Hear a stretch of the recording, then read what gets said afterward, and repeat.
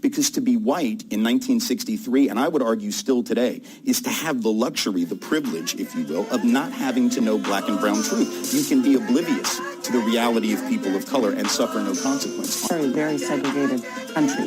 Millions of white Americans live in places where they rarely see anyone of a different race. You're listening to Your Neighbor's Hood, a podcast for uncomfortable culture conversations, specifically about race. Do your thing, Christina and Jackie. Okay. What's good in the hood? So we're back at it. Yes, we're back at it. Another podcast. We're in your ears. It's pretty good. We're gonna first, Christina. Yes. What's good? What's good in the hood? I'm getting a new car. I'm excited. We're just selling my Jeep. Little payments are a little high. Can I tell you, when I told my husband what you said your payments were, he said, God. I know. We had a seizure in the store. I know. We were young and made a mistake, so we learned from our ways. Mm-hmm. But you have a Mini Cooper, and I loved that car, so I drove it. It's a go-kart. Yeah, it is a go-kart. We drove one, and it was so fun. So it's on our list. We might be joining your Mini Cooper. Yes! They have, so in our town, they have Mini Cooper meetups. Yeah. Where all these, Are you kidding? Yeah, go to Dumars. Dumars is like this old, Dumars has that? That's amazing. Well, that's where most of when they have it's out of, on the other side of the water, we like to call it. So we're like 7 cities. Yeah. So they're all connected, but Mini Coopers from all over come and we do meetups. Fun. The what do you call it? The motto is if you bring it up, tell us the time and place, and we'll be there. So I think their favorite spot here in our area is my gosh. Dumars. That's amazing. Which is like a sock hopping kind of thing. I've been wanting to go there. Oh my gosh. So that's it. You know, it's a process. I know. So we sold our car to CarMax and we've been looking. We drove a Countryman and loved it. So I know. Oh, okay. That's like an SUV of Mini Coopers. It is. It is like that. It's nice. You have a smaller one. I do. I have a Clubman. Yeah. And then my husband has a JCW, just a regular one, a regular Mini Cooper. And then I have a friend who bought a Mini Cooper. I know. Clubman. And then I have two friends that the couple bought Mini Coopers. Isn't that funny? It's a contagious car. It is. I've never heard of it before, so thank you. It's very You have great taste. All right, girl, what's good in your hood? What's good in my hood is, so I'm really trying to get my kids back on this whole regimen of get up, do your workout, I know, swallow your your Insta frog, stories. swallow the daggum frog. Because I'm trying to get order back into my home. Sure. My husband just gave us permission to use a whole space in the house for our stuff. Oh. So I'm really excited. Thank you, husband. Yes, thank you, husband. You know, we have to tell him. But the best thing in my hood is that I have been a mother for 12 years. It's amazing. Which is your Jordan's birthday. Yes, the celebration. So he asked me, he's like, Mom, can you wake me up at the time I was born? I said, absolutely. 3:51 in the morning? I can do that. That is amazing. Did you do that today? I did. I climbed in his bed at 3:51. And old jealous here, Bruce, I got into the bed and Bruce is like, what are you doing?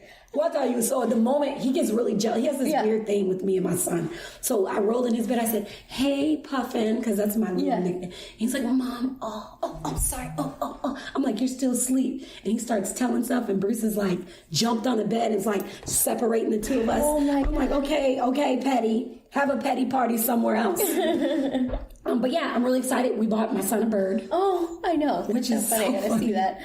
Oh my God. So we have a new animal. I'm really excited about it. Yeah. Everybody's like, he's like, it's so, I just can't believe it. My mind is blown. Oh my gosh. Oh, I have a bird. I'm like, that's a great impression of him. Yes, it is. Yeah, it's perfect. He has a little chair. I had to pick it up, but he was sitting in a chair just watching the bird this morning. I was like, oh my God. So I'm grateful. I love your family. Yeah. And everybody's so crazy. Yeah. And that's always good in the hood. Yep, absolutely. As long as you know you're crazy. Oh my gosh. So what's crazy is this story that we're going to talk about. Yeah. I had never. So we're talking about a story that happened in Detroit, right? Mm-hmm. Yeah, happened in Detroit. And they who did they sue? They sued the state. Yeah, they actually sued the state because they felt like they didn't have literacy. They were not ready. So there's a Detroit. The headline is Detroit students are suing the state of Michigan, and it was for access to literacy. Yeah, is literacy a constitutional right? Let me tell you, I had never even thought of that. No. I never even thought of that as a concept. So in this episode, we talk about that. Is it a right? We want to know what you guys think, too. Mm-hmm. Let us know, because I have to be honest with you, I don't know what my answer is. Mm-hmm. Because part of me thinks no. You know, I mean, that right? it's not a constitutional right? Yeah, my initial reaction. It's like, nah. Yeah. I just think this whole story, as we talk through, you hear us talk through it, it really goes back to that basic thought of when we were even on the campaign trail and stuff, is that there are a lot of opportunities out there. Right. Afforded to many people. Cities do a great job, but it's the access part that we forget. Right. All the time. All the time. Whether it's for a working mom, for a underprivileged, but a marginalized community, whatever it is, it's the access is now our problem, not opportunity. Right. So, yeah, it's a pretty good one. So I hope you guys challenged. enjoy it. Yeah, absolutely. Hope you enjoy it. Thanks for listening. Thanks for listening. You're dropping in. Enjoy. Back in September, 7 Detroit students filed a lawsuit against Governor Rick Snyder and other state education officials. They argue that the state of Michigan is violating students' constitutional rights by depriving them of literacy. Yesterday, the state filed a motion to dismiss the case, claiming that there is no fundamental right to literacy. But the court battle is far from over. A week after the case was filed, Jay Caspian Kang visited one of the 6 schools named in the complaint. Hello? This is one of the kids who led the lawsuit. Right now, I'm waiting on the bus, getting ready to go to school. Got to get up a little bit earlier than everybody else because I live so far from the school. So, yeah. Osborne Evergreen Academy is a high school on the east side of Detroit. 89% of its students aren't reading at grade level, which is typical for a Detroit public school. Jamarie Hall is a senior at Osborne. He's classmates with one of the unnamed plaintiffs in the lawsuit. What's your favorite subject in school? Math. And you took pre-calculus last year, right? Mm-hmm. So what math class are you in right now? Pre-calculus again. Why did that happen? Like, why are you taking the class over again? Really, I don't think it's enough, even another teacher probably available to teach the next math class. And even if it is, it's probably not even no books for that math class. Mark Rosenbaum, one of the lawyers leading the case, says that this is the first time anyone's argued that literacy is a basic right protected by the 14th Amendment. Literacy means the capacity to read, to learn, and to understand. That's the argument here. The 14th Amendment is about equal citizenship, equal access to the institutions of a government, equal opportunity to learn, equal treatment within the schools, which after all are the engines of the democracy and the great equalizer. And that's what the argument is here, that all children, no matter their race, no matter their class, have access to literacy. The suit argues that schools aren't equipped for learning. Problems range from teacher staffing, lack of books, and a rundown, unsafe facilities. Like the bathroom sinks don't work. There's no doors on the bathroom. The classes is subs. There's so many subs, different subs every day. Water fountain doesn't work. It's just books, no books. Books old, torn up, gotta get taped up. Bill Clinton is still the president. Put the assignment on the board and everybody got copied it down just because there's not enough paper to make the copies. The school be so hot in the summer, so cold in the winter. Why do you think the schools are in this condition? I think people don't care, and I think that they think that we don't care. Like, that we're all, everybody just on their agreement that it's cool. But it's not like that. It's not like that at all.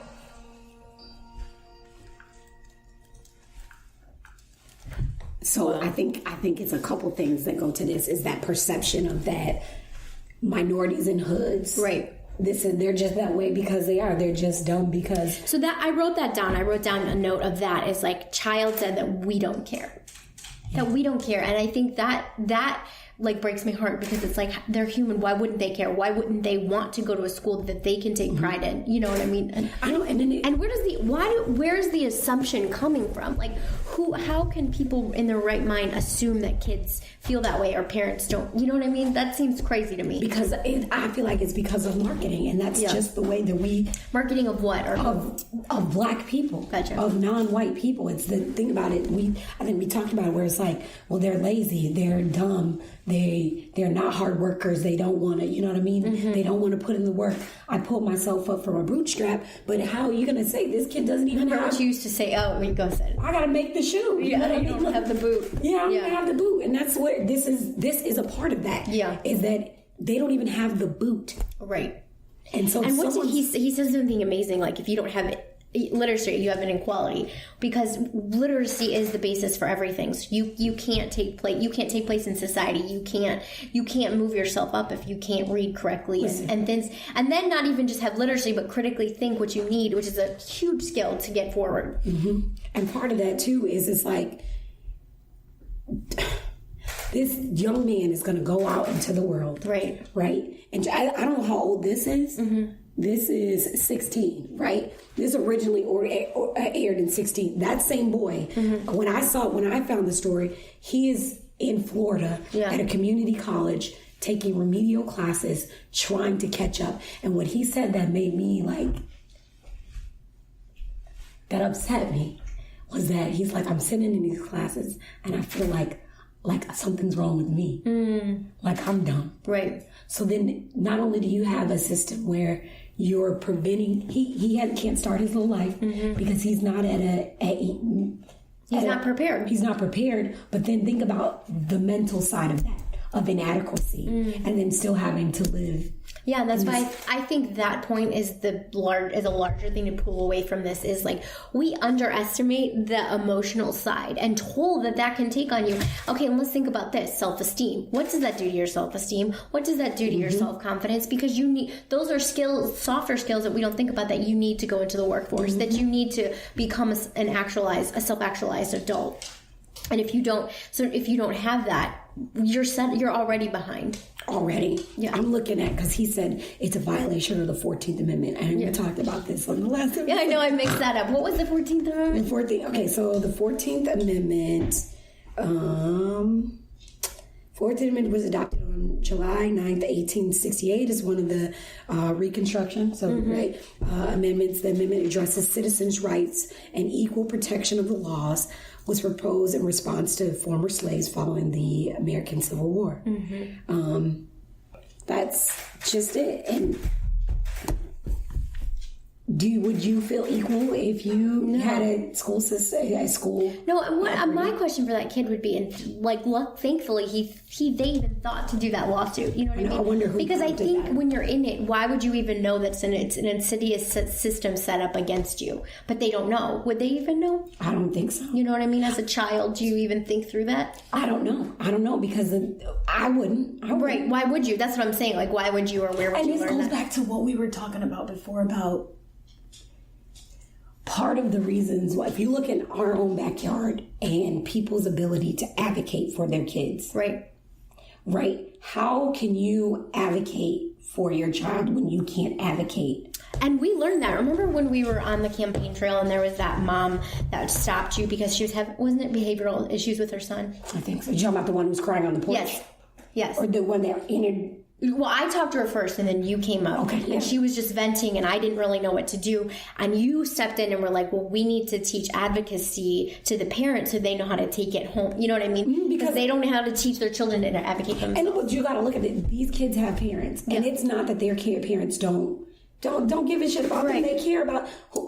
We all do the best that we can. Right. But see, we are all beholden to a system, right? And we have the expectation, even though public education is something that's free, you don't expect it to be. Who expects it to be like this? Right. So that's the first thing I wrote down. Can I just share my initial reaction? Was like, how is it this bad? I wouldn't think about that or even know. You know what I mean? And I think, unfortunately, the average white person would never know it was that bad. So then we got to think back to when Black folks had their schools, right? We had schools of our own that were doing okay, but we weren't getting the same kind of books, and so we're getting leftover stuff from white schools, right? And so you had a group of people that advocated and said, hey, you know what? Like, we want to be able to have good books and goods just like you guys. And so then you get to a process where we're trying to integrate, right? We're trying to bring people into the same schools, but then there are people that don't want that to happen. Right. And you get folks like the United Daughters of the Confederacy that's like, if they're going to be here, then we're going to teach them the way that we want to teach them. Right. And that we're going to set it up so that they live in the neighborhood so that we really don't have to. It's it's not that we're not integrating. It's they chose to live over there in those redlining, keeping black folks in certain A neighborhoods, depriving those neighborhoods of resources, education. So it's been an ongoing process. Right. Like it is a part of the master plan, right? To and that's what dehumanize. and that's what systemic racism is. But like that's why I wanted to talk about systemic racism, because we don't think about it like that. It's not an everyday word, and it's it seems clunky and nebulous to me. Like what do you mean when we say but that this is a like firm example of what it is and how it shows up. And I would challenge someone that would say, that look at that situation, well, it's because they don't take care of their neighborhoods, or it's because they don't keep. But that's not the responsibility of those children. You're talking about an entire. What a great point, because I think that's a comeback. You know what I mean? That's what, like, unfortunately, some white people might say. Yeah, that they just don't take care of their stuff, and it's like this. I was looking at the pictures, and it's like, I know that even our schools have. I was just going to say, I hate to say it. Remember we talked to that? Who was it? The building worker. And he was talking about how the water coming in. Come see how this. But you were amazing too, because remember you taught that little boy. I love that story, to do the bathroom. The bathroom. You want to tell that story? Yeah. So when I first moved here and started going to the Civic League, there was actually a couple that now it wasn't a couple. It was a single mom and her boyfriend, I think, and I think they were Hispanic. Maybe he was white and Hispanic, whatever. It doesn't matter.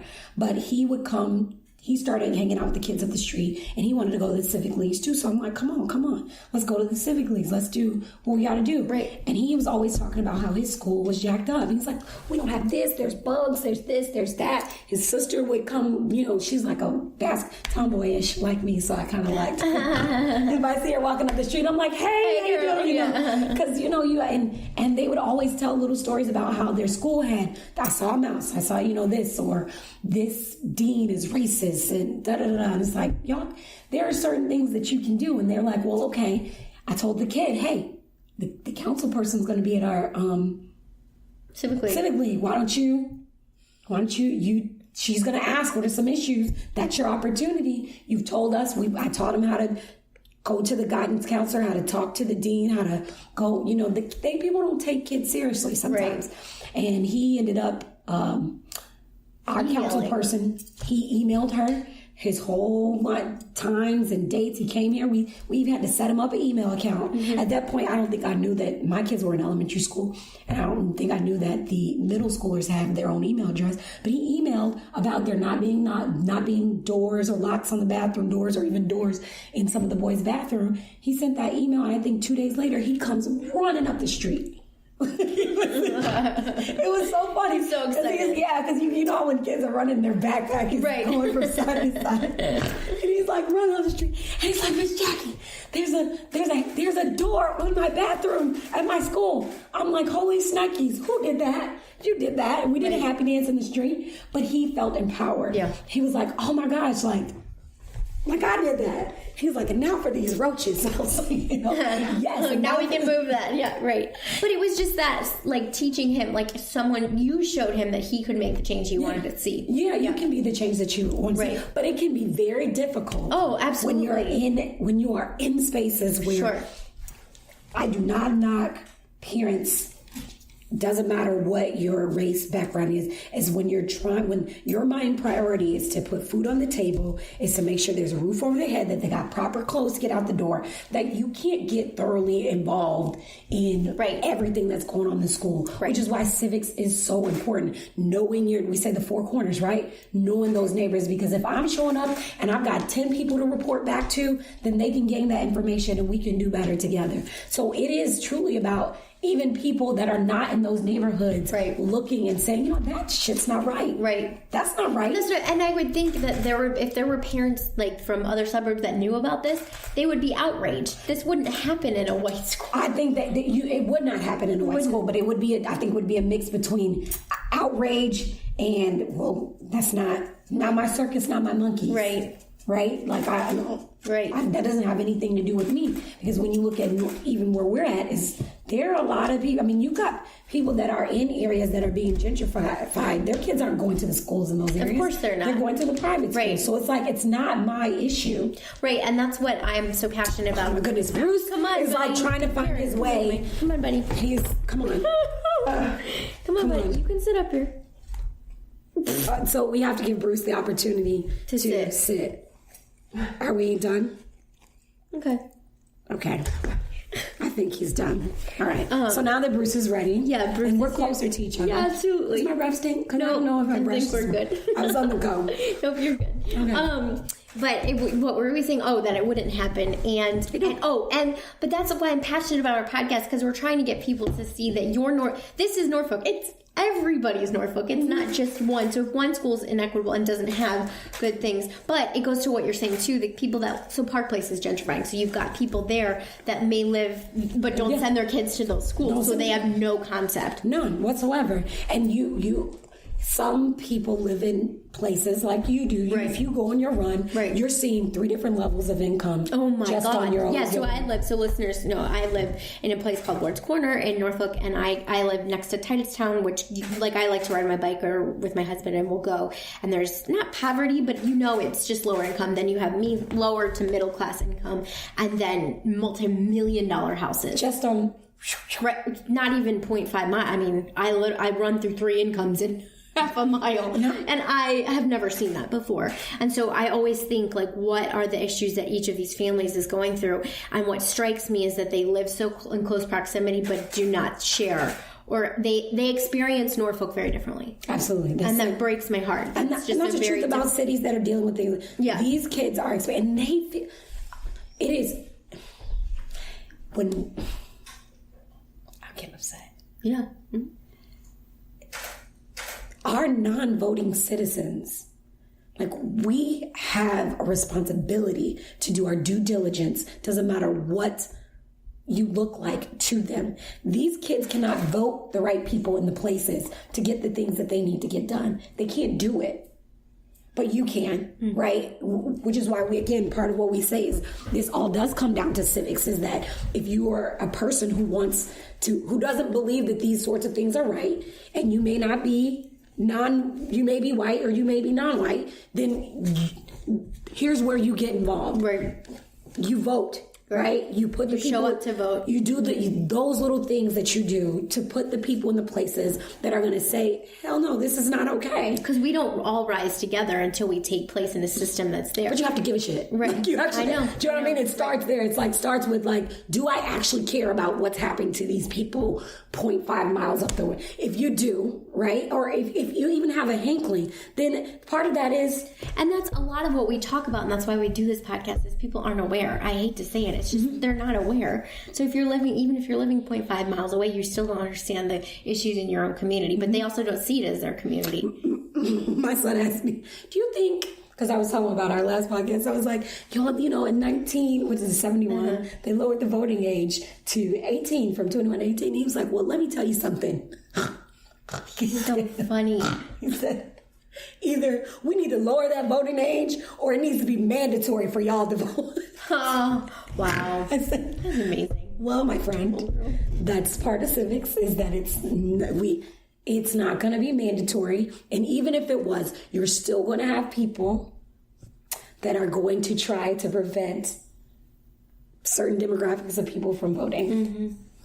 Which is why this is why Supreme Court is important. It's all connected. It's all connected, and I think we got to be in the business of connecting those dots of what that looks like when you take last week we talked about that. When you take one little section out of an amendment, was it 15th Amendment? One little section, then you allow states to start disenfranchising people even more, right? You take away their votes. So what I'm hoping is that this is a generation of activists, of doers. It feels like it. Yeah. So I guess my question, if I had one, I thought I had a question, is, do you think that literacy is a right? Do you feel like it's a right? I never thought about it like that. Do you think? access to literacy is a right? Because you got it to where we're looking at this like a human right. Is it a right? Is it do you believe that it's a constitutional right to have access to literacy? I mean, it's not. It doesn't look like it is, but it probably should be. Because if you look at it this way, we started this. If you look at the very basis, if you can't read in modern day society, you're not set up and you can't do anything, right? Mm-hmm. And the Constitution was made to do that for us, to make it an equality for everyone. And if you can't read, you can't move forward. There's, like you said, there's no boot.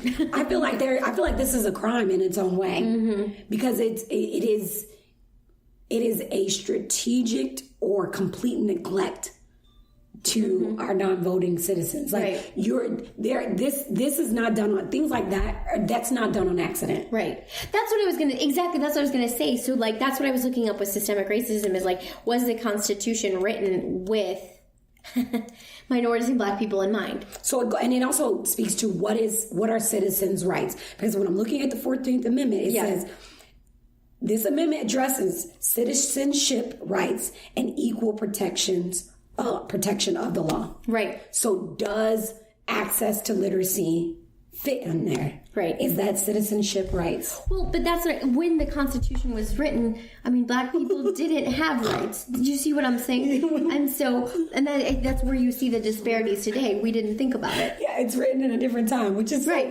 So this is where it gets so wild to me, is that I listen to you got me in the business mm-hmm. of listening to both sides, right? Sure. And I listen to the hate, discontent, mm-hmm. those people there. But it's like, this stuff was written, and I try not to swear so much. This stuff was written so long ago. Right. Some of it still doesn't hold. It doesn't hold up. We've got to look at some of these things and say, you know what? That may have worked in 1865, but right. Probably doesn't work in 2018. Right. And to me, it's crazy because it's so simple. If you look at history, we know that it wasn't written with minorities or people of color in mind. No, it was not written with me in mind. Right. Or you as a woman. Right. Some of it is. That's a really good point. It was not written. And it was just assumed that if you, in that time, you were reading, right? So that wasn't even taken into consideration. And so you have, unfortunately, you have continued unjust, like just not justice, and you can't move forward. No, right? You can't. But it's interesting too that children, you don't even think about it like that. That's why I think this is such a powerful story, because I never would have thought about reading as a right. And if I look back on my childhood and some of the people in my life right now, there are 5 children in my family. 2 of us graduated high school. That's it. Wow. 2 of us graduated high school. Right. And we lived when we lived in the city, my parents were still married. My parents took us to private school until we moved to the suburbs. And then we went to a school that was predominantly Blacks and Mexicans. It was an okay school. I'd like to think it was. Then we moved into predominantly white neighborhood where it was like, you guys don't belong here. Like, literally, like, you know what I mean? Which is where my brother and my sister, my older brother and my sister, their attitudes towards learning completely changed. Because I remember when we were in the mixed neighborhood or when we were in the city, my sister was a cheerleader. She was an AB student. She was playing basketball.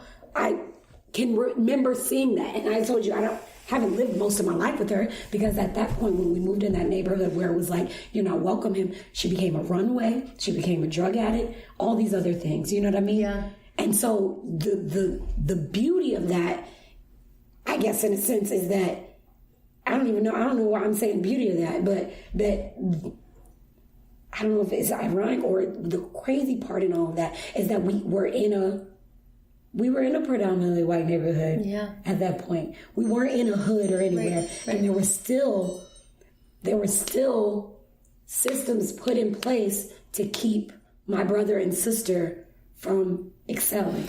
And what's insidious, and I can't keep emphasizing this enough, is that it's hard to see. It's hard for everyone to see, right? So a person of color, it's hard. We don't even think of it like that. We don't.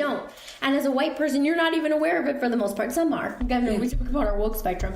But we live in, it's in the air that we breathe. It's all around us. Mm-hmm. And so if I could encourage, our white listeners, that's, is to look at that, to start critically thinking and asking those questions of, wait, where does racism play a part in my everyday life? Where does bias play? Because we like to use the word implicit bias, because it is implicit. You don't have to, as a white person, you don't have to ask these questions every day, but it could be your neighbor literally down the street dealing with something like you have the privilege of not even thinking. But what if you don't have any black neighbors?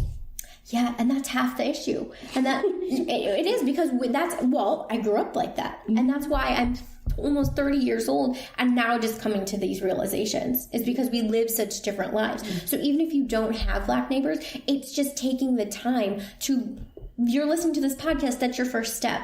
But it's looking at the city around you. I mean, where I'm from, Cleveland, such complete different realities. I was from a suburb of Cleveland, 20 minutes down the road, complete different realities of understanding. So it's looking up the poverty rates, child poverty rates, and asking why, who's in power, and why has it stayed the same? Yeah. If you're thinking, because here's what I think a little bit, is that if you're thinking, the ghetto or the hood or is this way because of this or this or this, then someone just said to us, somebody went to the hood and got some good chicken. So can you go?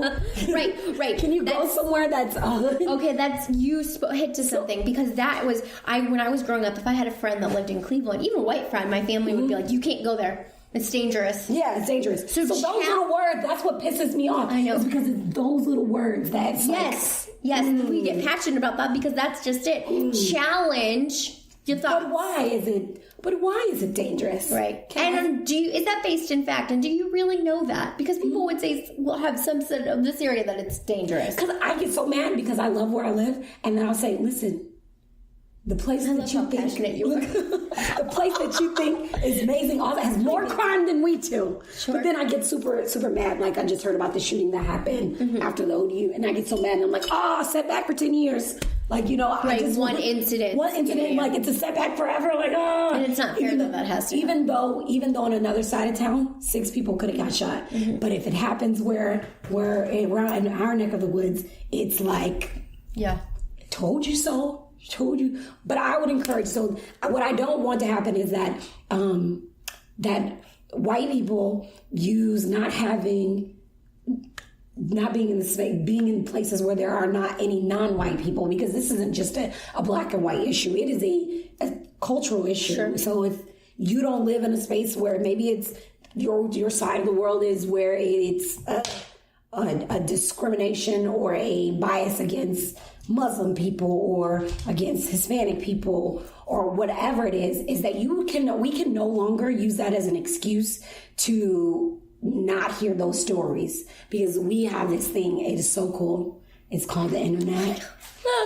And we have social media, and we have so many ways to get connected to each other, which is very dangerous in its own right, but it's also a gift. Right. In your own way. Well, this sounds like we're getting to our so what, now what. So what, now what? So y'all know this part. So what, now what? You've just listened. You've heard about Detroit. You've heard. Yeah. I would love to hear people say whether you think that access to literacy is a constitutional right. That's such a great question. I wish I could answer that. Yeah. That's what I was going to say. I don't know, and that's what we try to do in the podcast, is it's not that we have the answers, but we're trying to bring you to critically thinking about these things. But I would say my so what, now what is wow, my eyes are open. I never even thought about the possibility of literacy as a, constitutional right. And should it be? I think my now what is 100% challenging when you hear things like, well, that city is dangerous or that part of town is dangerous. Question that. Why is that? Have you even been there? Because I know where I came from. My friends and family that would say certain parts of town were dangerous had not partake or didn't even know people that lived in certain areas and were saying that they were dangerous, and it wasn't based in truth. Mm-hmm. Because when we come from a place of fear divides us. Fear keeps us out of each other's heads. Mm-hmm. Are you scared? No. Okay, good. I'm not scared of you. Go ahead. Go ahead. Your now what? Yeah, Okay, my so what is that we already know that the truth of the matter is that back to male patriarchy, white males have weaponized many things. Yeah. So I just feel like, whether it's voting and not all of them, let's just say that not all of them, but power, those who want power in that kind of way, and that's not everybody, because we have some amazing men like Tim Wise and I can't think of the other guy's name that are saying, hey, you know what, that's probably not right, even though that these dudes set up this system, that's doesn't really work anymore. Right. That whatever can be weaponized will be weaponized. And I just think in this instance, it was water now in Flint, right?